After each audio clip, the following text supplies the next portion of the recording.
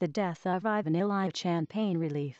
At the End of Life, printed in The Lancet Vol 374, issue 9693, pages 872-873, the 12th of September, 2009. Guy Miko. My mother has the right to be free from pain. A son admonished us for the inpatient hospice care of his mother, a 78-year-old woman with cancer and neuropathic pain. It says so on your wall. He held up a poster taken from our wall, with the title The Rights of the Dying. He pointed about halfway down the page to the right to be free of physical pain. On admission to our unit, his mother had been on higher doses of anticonvulsants and opioids. We had adjusted her medication to allow her to be more alert and interact to a greater extent with her social environment. Over time, this woman's mental status deteriorated so that she could reliably answer only questions about her current levels of pain and somnolence and their acceptability to her. Her psychosocial and spiritual issues were served by our psychologist, social worker, and chaplain. According to our best assessment, we felt we had achieved an optimum balance of pain control and tolerable side effects. Her son disagreed. For this and other reasons, he withdrew her from our care and enrolled her in home hospice. We heard that he administered high doses of morphine every hour at home. She died the next day.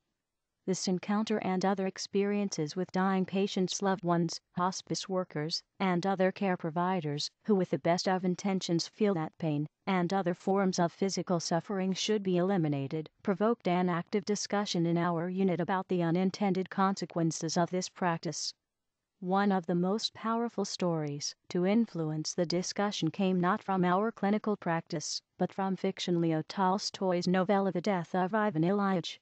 This literary account of the final thoughts and experiences of a dying man prompted reflection about suffering and the power and limits of medicine.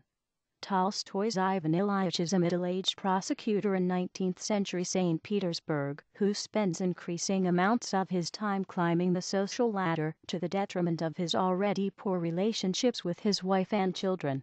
He develops a protracted, painful condition, the diagnosis of which eludes his physicians. When the doctors and others around him ultimately realize the severity of his condition, they lead to him about its terminal nature. A spiritually empty man, Ivan Ilyich's lingering demise forces him to confront the meaning of his inevitable death. Medicine offers no consolation, and he rejects the help of his physician. You know perfectly well you can do nothing to help me, so leave me alone. We can ease your suffering, said the doctor. You can't even do that. Leave me alone. Neither the administration of opium nor the ministrations of a priest can ultimately alleviate the suffering. That comes from Ivan Ilyich's realization: what if my entire life, my entire conscious life, simply was not the real thing? Although his physical pain is great, Tolstoy portrays Ilyich's moral, mental, and existential pain as even greater. In a diary entry from 1900 to the year after his excommunication, Tolstoy wrote, "Peaceful deaths under the influence of the Church's rites are like death under the influence of morphine." We can assume this is not a complimentary statement. In the end, Tolstoy left Ivan Ilyich alone with his suffering. To the outside world he was in agony, screaming desperately and flailing his arms even as he was coming to a fundamental understanding of his life and death. For those present, his agony continued for another 2 hours, the narrator tells us, yet within he seems to have eventually found a sense of peace. Today, in the secular world of medicine, we are becoming ever more accepting of the notion that pain and suffering must be banished from the dying experience. Pain, indeed all suffering, is meaningless, it should be erased. The right to be free of physical pain, yet the reality of its control is something very different. One study that changed perceptions of the care of dying patients was the 1995 study to understand prognoses and preferences for outcomes and risks of treatment support. In this study of death in 5 US teaching hospitals, family members were asked about the amount of pain patients had endured during the last 3 days of their lives. They reported that 50% of conscious patients who died in the hospital had moderate or severe pain at least half the time. This finding, alongside the results of the second phase of the trial, that reported no improvement in pain control among patients in the intervention group, was surprising and distressing to many. Since the support findings, healthcare professionals have been admonished for poor pain control. For example, the Medical Board of California's guideline for prescribing controlled substances for intractable pain, adopted in 1994 and updated in 2007, states that failure to adequately manage pain is inappropriate prescribing. So that although physicians' fear of overprescribing has been one supposed reason for poor pain management in the past, now physicians will be subject to sanctions for underprescribing as well. Such guidelines, allied to improved public knowledge of the issue, and the ever-increasing drug and surgical armamentarium available to physicians, has led to effective medical control of pain and other end-of-life symptoms. For the conscious, competent patient, this may well be a boon, because there is less reason for a patient to die with pain he or she wants alleviated. But, more generally, when a suffering less death becomes the medical summum bonum, morphine and other drugs become our sacraments. This is not necessarily good. Pharmaceuticals are the wrong treatment for certain kinds of suffering. In his diaries, Tolstoy tells of how his brother's suffering after a stroke is so much more serious for his not accepting his plight. He writes, in such a condition there are only two solutions: defiance, irritability, and an increase of suffering, as with him, or, on the contrary, submission, gentleness, and a decrease of suffering, even to the extent of eliminating it altogether. Tolstoy's observation is perhaps pertinent in some clinical contexts. What would happen if Ivan Ilyich, a modern-day John Doe or everyman, were dying in the USA now? At home or in the hospital, it could be the same story when he became unable to speak coherently for himself, his wife, or perhaps the ward or hospice nurse, seeing him flail and hearing him scream, would request morphine, and ever more morphine. And, if that did not work, something would be found that would work to extinguish the visible signs of discomfort: lorazepam, haloperidol, phenobarbital. Drugged, but without pain, what would become of Ivan Ilyich's inner experience?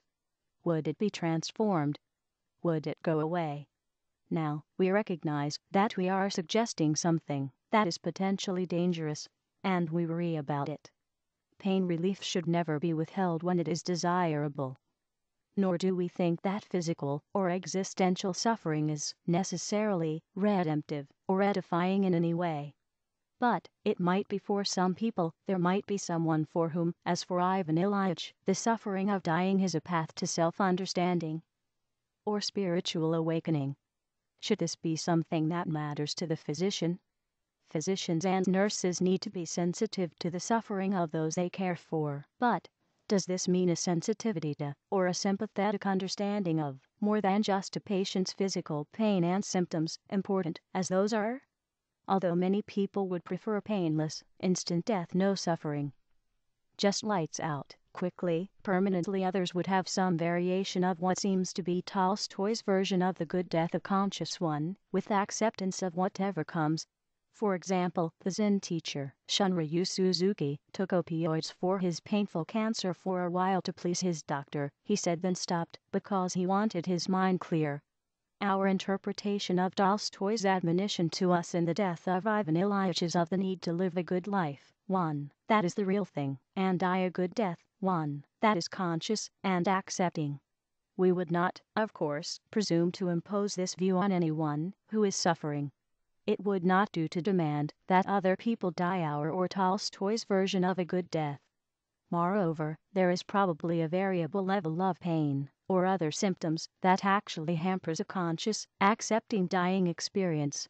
And, of course, there are those, few or many, for whom a good death is one with total symptom control, no consciousness desired. The original intent of the hospice movement was to provide a supportive presence for dying patients and their families, with close attention to all forms of suffering, physical, psychological, and spiritual. Have hospice providers and others who care for dying patients lost sight of this intent, as we increasingly use, and perhaps in some settings overuse, pharmaceuticals to treat not just pain, but all forms of suffering? As the support findings revealed almost 15 years ago, physicians undertreated pain at the end of life in many people. But do health professionals now overtreat pain in some contexts? How then should we act? Certainly not with knee-jerk symptom relief medication that can dull or remove whatever subjective experience someone may have, nor by denying symptom relief out of our own fear or ignorance, but rather with care, with discretion, with sensitivity to whatever might be happening in the hearts and minds of an individual patient for whom we care at the end of life. This, we believe, is what good hospice and palliative care should be about. It is end-of-life care devoutly to be wished for. Your question: the original intent of the hospice movement was to provide a supportive presence for dying patients and their families, with close attention to all forms of suffering, physical, psychological, and spiritual. Have hospice providers and others who care for dying patients lost sight of this intent, as we increasingly use, and perhaps in some settings overuse, pharmaceuticals to treat not just pain, but all forms of suffering? Certainly, physicians, in the past, undertreated pain at the end of life in many people. But do health professionals now overtreat pain in some contexts? How then should we act? Please answer.